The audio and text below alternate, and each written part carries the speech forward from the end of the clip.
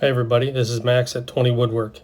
Today we're going to show you how we made this two-sided sign with Upstart epoxy for friends of ours who just had a baby, with some information covered for privacy. We start by dimensioning some lumber on a joiner, table saw, and we glue up 2-inch walnut panels to make a board that we can make multiple signs out of. Once the glue is set up, we bring the sign over to the CNC for some flattening, and we cut out a 16.5-inch square so when we do both sides we can keep it aligned. Here we're carving the front, the words Hello World, and getting ready for our color fill.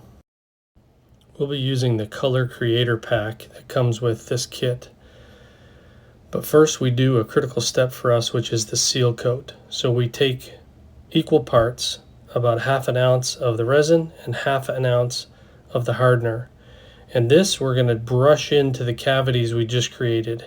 After we mix it for about 5 minutes, get it nice and ready. Here we're using a foam brush to brush into all those cavities, making sure we get all the edges, the top edges in what we've carved to seal in that end grain wood. This is a critical step for reducing bubbles.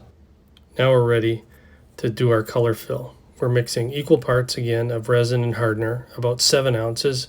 That's what I calculated for the carve out that I did. We're giving a good mix for about 5 minutes and then adding some of our mica powder for color, in this case a nice green color.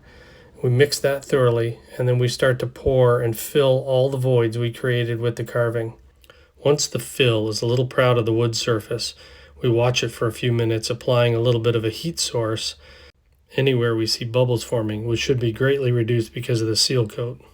We then flatten, do some initial sanding, flip the board over, do the engraving on the back, and repeat the process. Seal coat, and then color fill just proud of the surface for more flattening. With the epoxy lettering on both sides fully cured, we brush on a seal coat for the front, which will get our flood coat a tabletop coating. Once that's dried, we sand off all the brush marks and leave kind of a hazy surface.